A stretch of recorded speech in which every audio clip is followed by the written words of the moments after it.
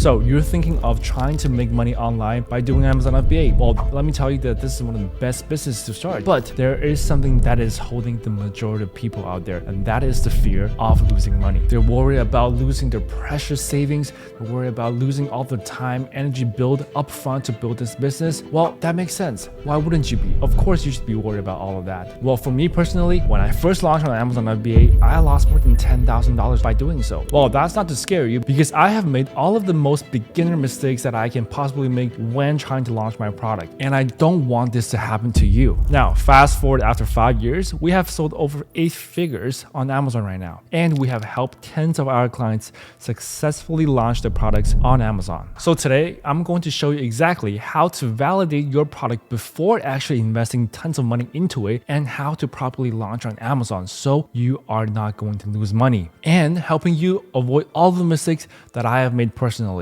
So literally, this video is worth more than $10,000 and years of failing experience for myself. So without further ado, sit back and relax, and let's start with the video. So let me tell you something. 70% of sellers who loses money trying to start the Amazon FBA business is because of the wrong product selection. It's because they picked a product that just couldn't sell. It's because they picked a product that are just meant to lose money. So the most important lesson lies here. It's to actually vet your product and see if it's actually suitable for you to launch. So what you're seeing here is a product research criteria and vetting process for Amazon FBA. And by the way, this is a complete FBA Amazon blueprint that I have made for you guys. As you can see, there's like more than 60 pages over here. There's a lot of information here. It's a complete Amazon FBA blueprint. It includes like how to get started on Amazon, finding a profitable product, sourcing and manufacturing, listing creations, how to launch and rank on page 1, Amazon PPC masterclass, scaling automations, and final thoughts, right? So if you want to grab a copy of this blueprint, simply comment down below, I want this blueprint, and we will send this to you.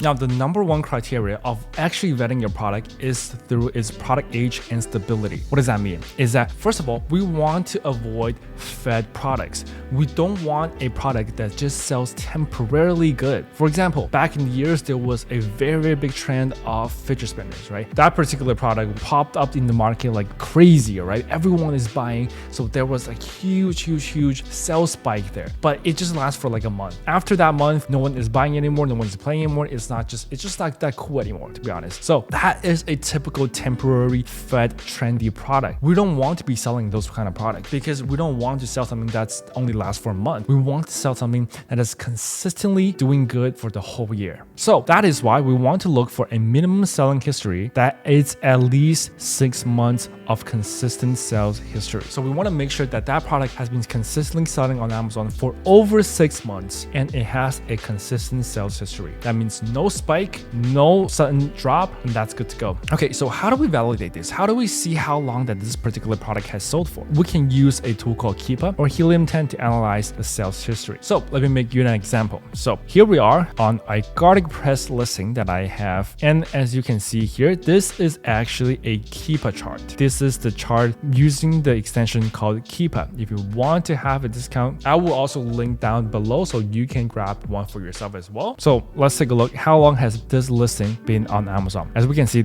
it has been on Amazon for over 2,095 days. So that's at least 6 months already. And the next thing that we're trying to see is the BSR, the best seller rank trend analysis. So what does that mean? What BSR is basically the rank of that particular product in that particular niche. Now, for example, for the garlic press that we just looked for, it belongs to the kitchen and dining niche. And what the BSR means is the green line, as you can see, is the BSR. So right now it says 215. That means for this particular product, it ranks 215 on the whole kitchen and dining category. That is a very strong, very front BSR. The lower the number is, the better it sells. The more units, the more higher velocity that particular product is selling at. So if the BSR is 1, that means that this particular product ranked number 1 on sell velocity within that niche. So what do we have to look for BSR? Is that we want to look for a consistent BSR trend that indicates steady sales. We want to avoid products with sharp declines or spikes, as these can signal seasonal demands or fad products. If we just take a look at the whole range of this particular product, it's sold for over 2,000 days. As we can see on the BSR, is just take a look at the green thing here, right? The BSR is very, very consistent. It's at the very, very bottom. It's around like 1,000 to like 200. It's ranking around there. Now, because of this particular product, it is being competed with the best sellers of the best sellers. So we can see that it does look like it's jumping a lot, but it is actually not. It is actually quite stable. So let me give you a different example so you can see more clearly. All right, so now let's take a look at another example here, because that wasn't a very, very good demonstration just because it's competing with the top sellers around there. That's why it looks a little bit more volatile, but it's actually not. But let's take a look at this example here. So this is a underbed storage container product. So let's go ahead and take a look at the Keepa chart here. So this product has been sold over 1,300 days. As you can see, if we just scatter it all up, we can see that the BSR is pretty consistent right here. But if we take a look at the year level, as you can see, it's still pretty consistent. It fluctuates a little bit and then it sort of went up a lot during December. I'm not sure what happened there, but overall it is still very consistent throughout the whole year. It's just that this one little spike within December, that could mean that it went out of stock. That could mean that, yeah, it tried to increase the price by too many. As you can see, the pink chart is, the pink line is how much the price is at. So using Keepa, you can actually see what your competitors were priced at before, using historical data to determine that. So you can also use their historical data to determine how much they were selling their products at. So if we take a look at 3 months, it is still actually quite consistent around the whole thing, except for the December where he suddenly raised a lot of his price. And as you can see, the BSR suddenly went up. That means he's selling a little bit less at that time. So that is how you will use Keepa to look for the BSL trend. So the red flags are products with high sales only during specific seasons. For example, like Christmas, like Halloween costumes, those particular product only sells well during those particular time, during those particular festivals and holidays. And unstable BSR that fluctuates drastically may indicate inconsistent demand. And so we're trying to avoid all of these. So these will be the red flags that you will need to know of before actually selecting that particular product. Now let's move on to the next one. We wanted to analyze the price history and the stability. Now, why does this matter? Now that we know that we need to look for a product that has consistent BSL, why is price history also matters as well? Because price fluctuations can directly influence your profitability, and avoid markets where sellers are very aggressive with pricings, which can lead to price wars. Now, for example, if we take a look at this particular seller right here, it's been relatively steady. You do expect people to like change the price a little bit, but take a look at here. This product usually sells for around $33.99, but during November, it suddenly dropped to like $27.19. That is $6 or $7 drop right there. So this is something that I need to be aware of before actually selling this product, is that during this season, am I able to compete with this seller? Because I know that this seller is going to drop his price down to $27. So am I still able to compete with this particular seller? Am I still going to be profitable when I drop my price to be $27 or even lower than that? So that is why you want to make sure that the products that you're selecting, your competitors' price history, are stable. And again, how do we analyze it? Is to use the Keepa chart, the price history graph, to see the current price and to see the past price as well. And we want to look for sudden price drops that might indicate temporary promotions or new competitors entering the market. And we want to avoid any sellers with history of drastic price cuts to push out competitions, and products with a long history of low prices, leaving little room for profit margins. These are the products that we want to make sure to avoid, because we're in the game to make money. We're not here to do charities. We're not here to play the price war. We are here to make money. Profit is always the most important thing in this business. All right, so the next category that we'll have to look for is the market opportunity and competitive analysis. Now, what does this mean is we want to access the market saturation. We want to analyze and see if this market is actually too saturated for us to sell on. Okay, so how do we do that? Is that we want to check if the market is only dominated by a single seller or by a few sellers, and if there is room for new entries. For example, if we see that this niche is dominated by one particular particular or two particular sellers that has over 90% of the market shares. And if we see a lot of the new sellers trying to enter this space cannot make a sale, then that is a big red flag to me. But if you see a market where a lot of people are making a decent amount of revenue, even new sellers that enter this space are able to make decent revenue, then this is a product that is less saturated, that has more opportunity for you to launch it in there and take one piece of the pie as well. So we want to look for a fragmented markets where multiple sellers are succeeding. So how do we do that? Is we want to review the competitions. Like the number one thing is high review counts. Like competing with sellers who have thousands of reviews can be challenging. Also, we want to take a look at their review quality as well. Access their average star ratings.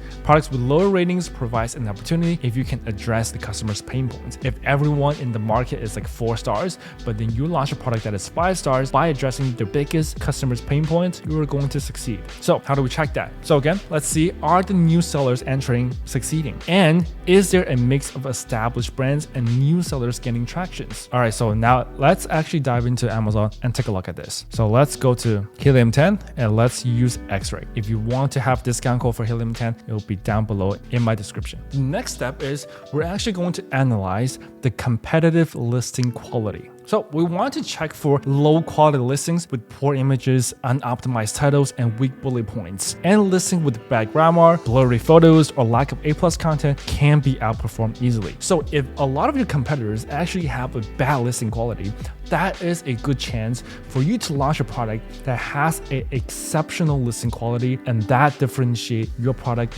listings, your images within your niche and steal all of your competitors' sales. So what to evaluate? Images, are they high quality? Or are your competitors using generic photos? Product descriptions, are they informative? And are they informative or can you provide more value? SEO optimizations, are your competitors using strong keywords in their titles and bullet points and descriptions? So if your competitors have these low quality listings, invest into professional photographies, infographics, and engaging copywriting to stand out. And this is actually one of the easiest way to stand out in Amazon, because to have a high quality listing, all you gotta do is pay a professional to do all this for you. This is actually one of the easiest parts. So what I'm trying to say is, for example, if we take a look at this garlic press niche here, a lot of the competitors you see here, they have very professional images, they have very professional infographics, their titles, their bullet points are very optimized.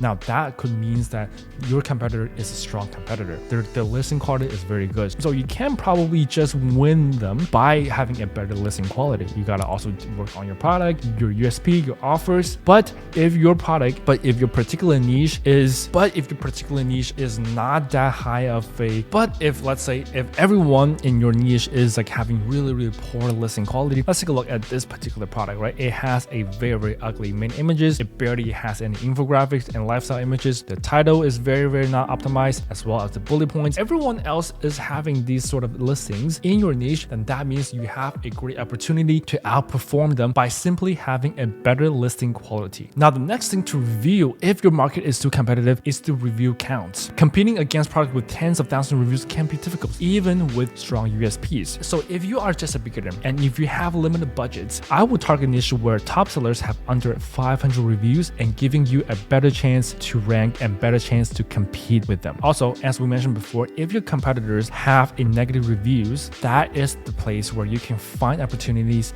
to improve. People are not satisfied with that product. That's why they leave them in negative reviews. Look through them. Take a look and see what people are talking about negatively about that particular product, and then improve it, implement into your product. Make sure that the biggest things that the customers hate, you have improved on and you have showcased that in your listing. That way you will be able to present yourself as the better product against your competitors. So how do you stand out? Provide solutions to common complaints and highlight your unique selling point, your USP, in your product images, in your bullet points, in your titles, in your A+ content, mention everywhere that your product is better than everyone else. Now, the next thing that we're trying to avoid is the product complexity and the fragility. So we want to avoid fragile items like product made out of glass, ceramics, or easily breakable materials that can lead to high return rates. Now, for this particular requirements, we are only talking to beginners right here. If you have a high risk tolerance, if you have higher budgets, these are the niches or product categories that are actually encouraging you to do, because most people are avoiding them. So if the majority of people are avoiding them, that means that there is a great opportunity inside of these niches, inside of these products. But if you are just a beginner and have low risk tolerance, low budgets, I would try to avoid them for your first particular product, because the more simple your product is, that generally equals fewer issues, fewer negative reviews. Look for products with fewer components, as this reduces the risk of defects and warranty claims, as well as trying to avoid something that needs a lot of assembly. Avoid products that requires customer assembly unless instructions are clear and simple, because if people are frustrated on how to actually get this assembled, that could lead to an increase of return rates and negative reviews. So once you have done the most important thing, which is to validate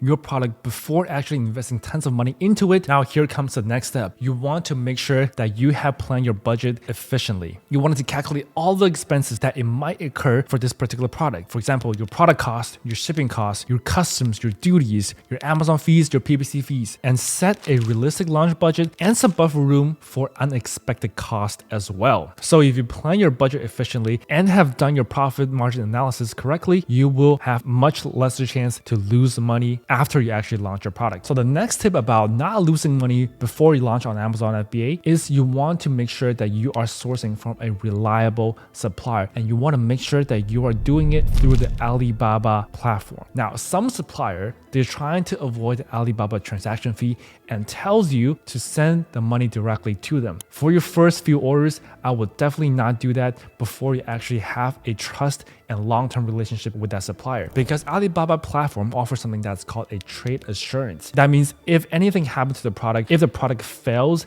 the inspections, you don't have to pay your supplier, or even if you paid your supplier, you will be able to get the money back refunded to you. So basically, by using Alibaba platform, you have a insurance of your particular product, of the money that you have spent purchasing your inventory. So sourcing safely can avoid a lot of money wasted on inventory, especially if you're ordering for the very first time. Now, here comes the fun stuff, and that is on how to actually launch your product without losing tons of money. Now, it is very, very typical and normal to not having to make profits right away from Amazon on day one of your launching. That is because no one knows about this product. Your product has no organic ranking. So in order to gain organic ranking, you have to pay Amazon to do advertising on your product. You need Amazon to advertise your product and put your product onto the page one so that everyone can see your product, click into it, and purchase your product. And in Amazon, we call that advertising PPC. That stands for pay per click. So every time a customer click onto your advertising, you will get charged. That's why it's called pay per click. So the big mistake and the money bleeding point that I see beginners make is that they use a very broad, generic keyword when they're first launching their PPC campaigns, when they're first trying to launch their products. Now, what do I mean by that? Let's say that you are launching a garlic press, and then you are targeting this particular keyword, garlic press. Now, garlic press is a very broad keyword, and you are going to be competing with tens of thousands of sellers, and it is one of the most highest searched volume keyword. That means your PPC bid is going to be very, very high, and your conversion rate is not going to be high because you're competing with so many people. That is why when you first try to launch on Amazon,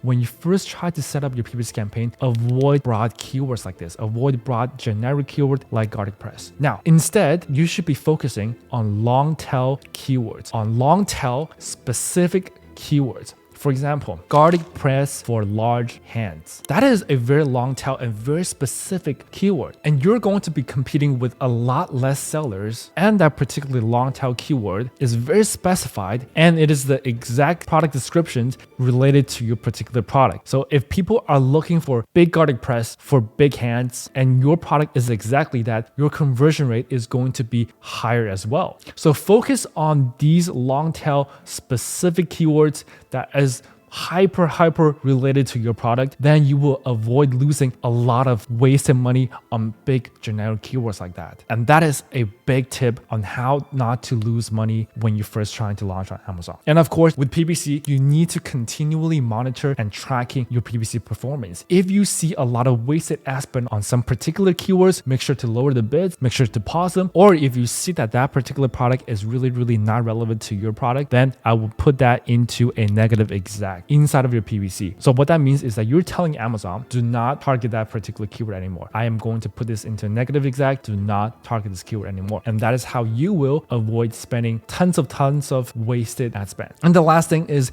you only want to reorder once you are able to validate the demand and the profitability of your particular product. If you can't see a future, if that product keeps on losing money, then don't reorder anymore. You only want to gradually increase your order size once you found a steady profitability of your particular product. And with all of the above said, all of the launching strategies, all of the PPC strategies are going to be all included inside of the FBA blueprint that I made for you. All you gotta do is comment down below, I want this blueprint, and we will send it to you. Simple as that. And before I let you go, I want you to make sure to also follow my Instagram as well, because I will be uploading very short and very valuable tips on there every single day. So make sure to give that a follow, and I will see you there. Bye bye.